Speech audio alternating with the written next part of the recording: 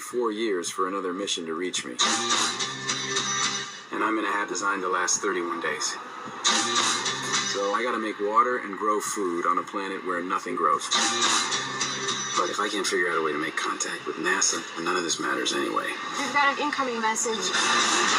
Mein Gott.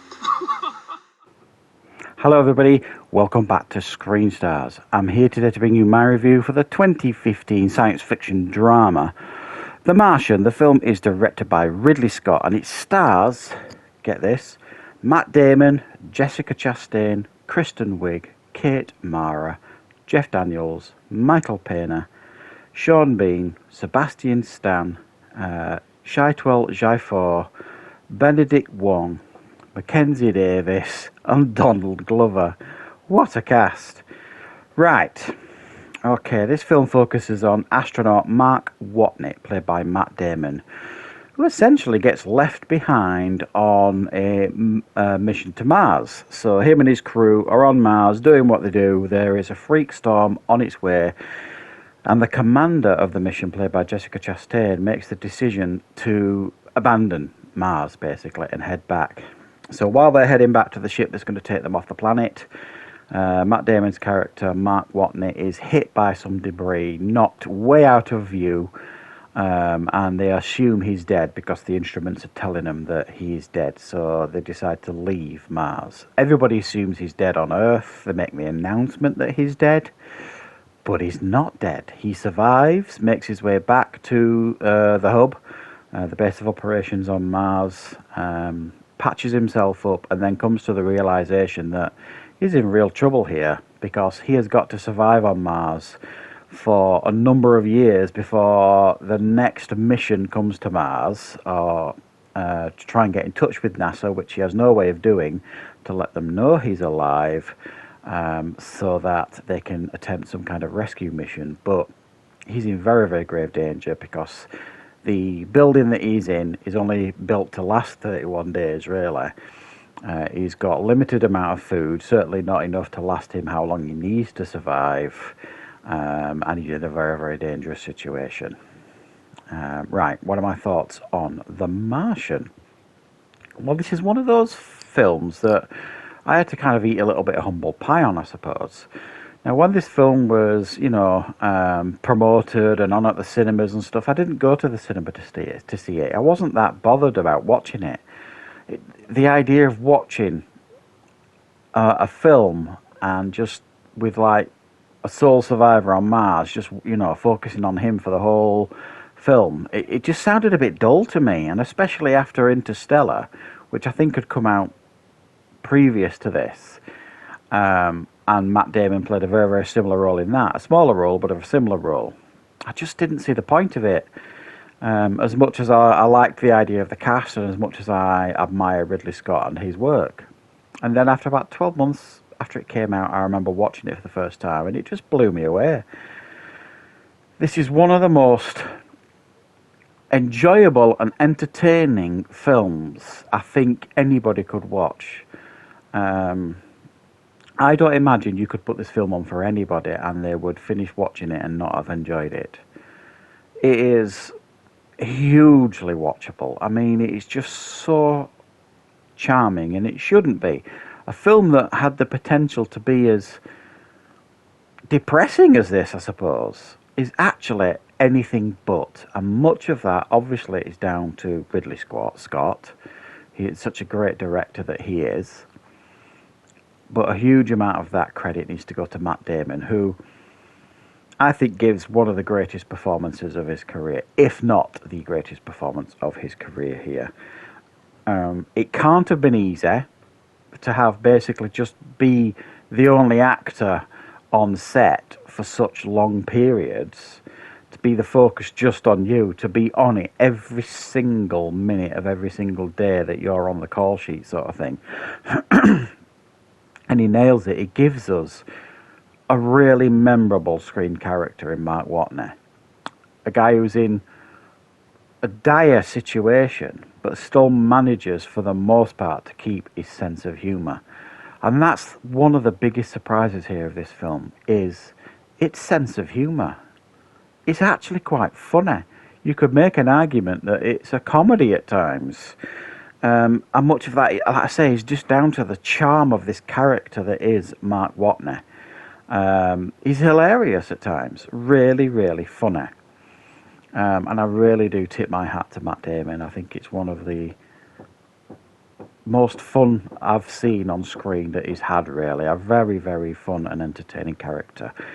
But traditionally with films like this, you know, you might have one section of the film where it's focusing on the outer space stuff or the planetary stuff.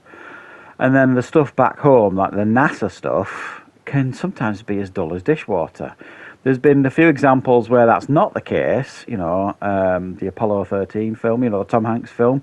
The NASA stuff is really, really just as engrossing as the stuff up on the spaceship. Very much the same here, and that's down to the great, great cast that he has working on this film. Everybody that we get to see on NASA back home working on a solution for the Matt Damon character, everybody absolutely nails it, and it's very, very engrossing and interesting to watch. There's never a moment in this film where you clock watching, this is a bit dull, isn't it? I personally did not find that at all. I enjoyed all the characters. I mean, it's so rare. I think the only one you could maybe make even a slight argument for in regards to miscasting is Sean Bean.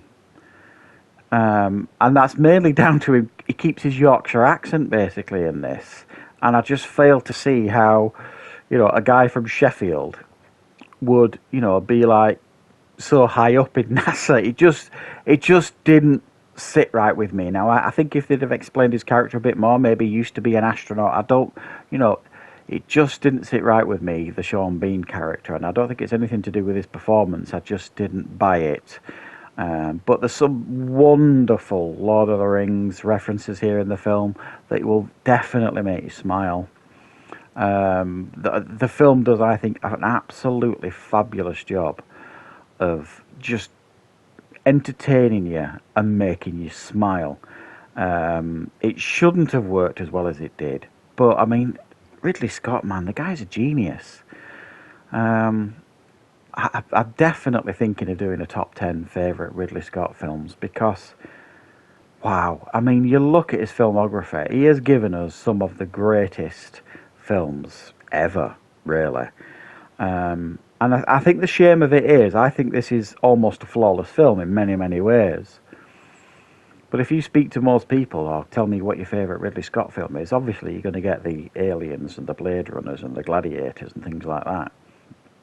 I think this should definitely be in the same breath as many of those films. I just think it's a stunning film in a sense of he's juggling all these actors. There's a lot of lines in this film. There's a lot of dialogue from a lot of different actors. A lot of plate spinning going on and trying to hold the tension and, you know, deliver thrills here and there and real lows occasionally when things go wrong in the film, and just to have the audience in the palm of its hand. Ridley Scott, I mean, he just orchestrates this film beautifully well. And it's one of those films that I could watch today and very happily watch again tomorrow and just be just as entertained. It's one of those, for those of you who watch my channel for the film reviews and the game reviews, you know that I talk an awful lot on my gaming stuff nowadays. I just like to play chill-out games for the most part. But I also do like chill-out movies. Films that I can just put on, put my feet up, and just enjoy and chill out and watch. This is absolutely one of those movies. It doesn't... It doesn't require much from you other than to sit down and watch it. I mean, there are films you can put on and watch and click your brain off. This isn't one of those. You need to be, you know, have your brain on to watch this film. But still, it doesn't feel like, you know, you need to give much to this film other than your attention. And I really, really enjoy that. I can definitely. This is one of those films that I'll have on my tablet on an evening when I'm in bed if I can't sleep or something. I'll just pop it on with the volume turned down to quite low, put the earbud in, and just lie there and watch it for a little bit. Sometimes I'll doze off, sometimes I'll carry on watching it. It's just that good. So if you've not seen The Martian, for me, you absolutely need to see this film. I promise you, the premise might not sound particularly interesting, because it didn't to me the first time, I heard about this film. I guarantee you, you'll come away from this film with a big smile on your face. I remember watching this as well with my wife. Because I watched it for the first time and it blew me away, and I kind of insisted that my wife watched it with me. And she doesn't like science fiction. There's very, very few science fiction films that she has watched that she has enjoyed. And she loved this film, absolutely loved it. She was so taken back by how good it was. And that's a huge compliment from my wife, who, like I say, just does not a fan of science fiction at all. So, yeah, check this one out if you've never seen The Martian. If you have seen The Martian but you haven't watched it for a while, give it another watch, because it deserves to be seen as often as possible by as many people as possible. So thanks for watching, guys. Don't forget, if you enjoyed this video, to click the like button. If you're new to the channel, please consider subscribing, and I will of course be back with plenty more reviews and content on the channel very, very soon.